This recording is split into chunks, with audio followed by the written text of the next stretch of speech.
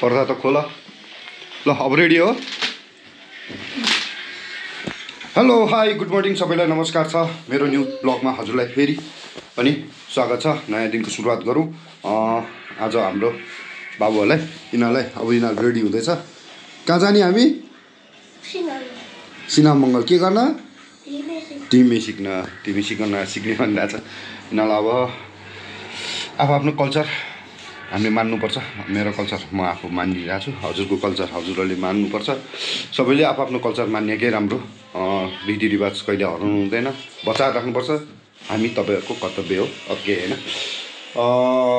Anyway सबैको रीति सबैले रमाइलो गर्नुपर्छ चाहे साथीभाइको रीति होस् चाहे मेरो रीति होस् मैले साथीभाइलाई सपोर्ट गर्ने साथीभाइले हामीलाई सपोर्ट गर्ने त्यो गऱ्यो भने एक आपसमा आदान प्रदान पनि हुन्छन् जुन रीतिरिवाजको सिक्ने मौका नि पाउँछ उनीहरूले सिक्ने मौका नि पाउँछ मैले सिक्ने मौका नि पाउँछ र एनीवे अब यसो अनि त्यहाँ गएर गणेशस्थानको मन्दिर ढोक्नु पऱ्यो यिनीहरूलाई ढोकाउनु पऱ्यो बस आजको दिन सेटल छ अब एउटा घरमा पाहुना आउने भनेको थियो अब अहिले नाम नलिउँ अब बिचबाटै ऊ फन्को हानेर अन्त गइदियो केही छैन कहिलेकाहीँ मान्छेहरूको औकात सानो औकात देख्दो रहेछ कि मान्छेहरूले त्यही भएर अब भने चाहिँ हेलमेट सेलमेटले अब रेडी हुनु पऱ्यो ए जाउँ एलिस ल जाउँ ल छिटो जाउँ अब बाटोमा एकैचोटि ठ्याक्कै आइपुग्यो रोडमा कस्तो राम्रो है हिमाल देखेको गोप्रोमा देखाएको छैन थाहा छैन तर आँखाले यस्तो दामी देखाएको छ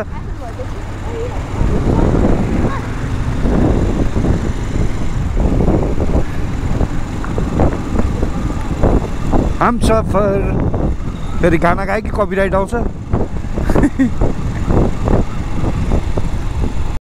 आहा अब चाहिँ देखिया हो क्या है त्यहाँदेखि वहाँसम्म हेर न के भएको यो अहिले उताबाट त क्लियर देखेको थियो यो धुवाले गर्दाखेरि उताबाट त क्या क्लियर देखाएको थियो भने हिमालहरू त तपाईँहरूलाई पनि देखाएको हामीले पनि मजा लिएको हिमालको तर देख्यो भने गोप्रोबाट देख्यो अब देखेन भने हाम्रो आँखाले मात्रै रमाइलो लिएको के भन्नु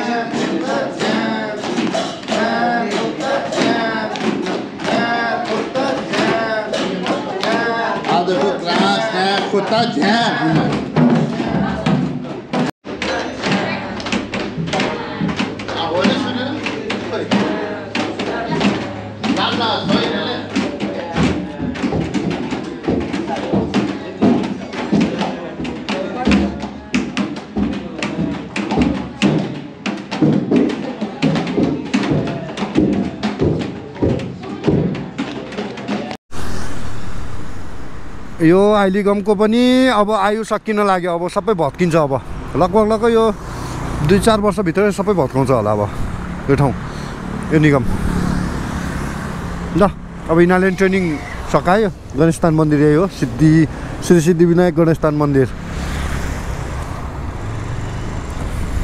हाम्रो चाहिँ ढिमेखलाको नाम चाहिँ श्री सिद्धिविनायक ढिमेखला ल जाउँ लेट्स गो अब घरतिर जाने अनि बेलुकाको अहिले दिउँसोतिरको के प्रोग्राम गर्ने भाइ गरौँ होइन ल अब चाहिँ भनेपछि अब म्याडम निस्क्यो अब हामी चाहिँ लगभग मच्छीगाउँको जात्रा आज र भोलि हुन्छ अब आज रथ जात्रा कुन उता अब भनौँ न जात्रा त हाम्रो मेरो पनि पर्छ त्यो ठाउँमा त्यही पनि अरूले बोलाएको ठाउँमा त जानु परिहाल्यो जात्रा हेर्नु जरुरी छ आज यिनीहरूले ढिमे सिक्यो अब बिस्तारै यिनीहरूलाई पनि आफ्नो रीतिरिवाजमा बिस्तारै अब जिम्मेवारी लिँदैछन् होइन म एउटा कुरो पत्याएन क्या पत्याउनु भन्दा आँखाको नजरले यति राम्रो मौसम छ कि यस्तो क्लिन छ आज म यो प्रदूषण पनि छैन हिमाल हेर्न कस्तो मजाले देखाएको छ गोप्रोबाट नि आज मजाले देखिरहेछ।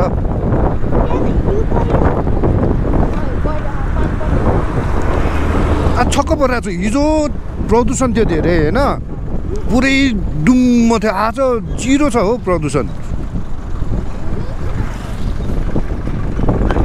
होइन यो के हो, ब्यानरै ब्यानर छ त। मङ्सिर 1 गतिदेखिको के रहेछ यो? ए क्रिकेट एमपिएलको यो यतै हो। यहाँ छिर्न दिन्छ कि दिँदैन थाहा छैन। एनपिएल भइरहेको रहेछ है।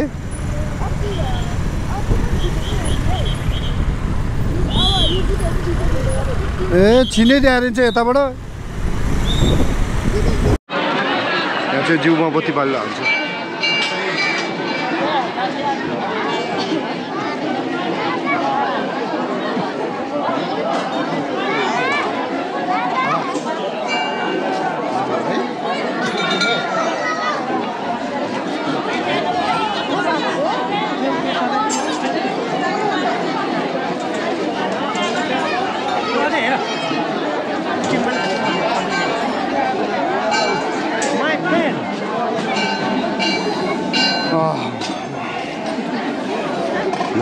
हेर जिउमा बत्ती बालेको हेऱ्यौ? उता हेर हौ।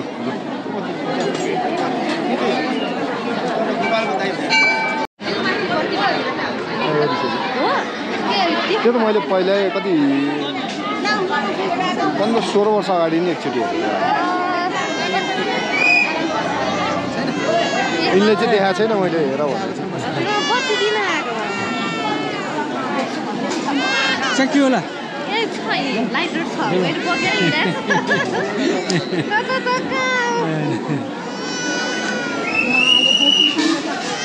जबसम्म त्यो बत्ती निप्दैन तबसम्म उहाँ चाहिँ आसनमै हुन्छ। बत्ती निभिसकेपछि अनि उठ्नु अनि उठेर अनि यो लगेपछि अनि यो बखुमा जान्छ।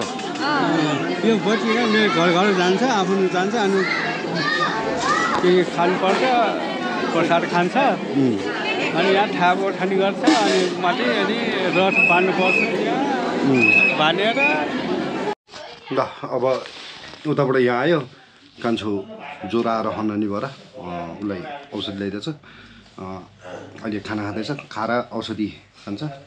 त्यस पछाडि ऊ आराम गर्छ। त्यस पछाडि हामी बाँकी रहेको यो के गर्छ अब, यो यसलाई केही त गर्नु छ। यसलाई कचौरा दिएर पशुपतिनाथमा छोडेर आउनु पर्ने भइरहेको छ।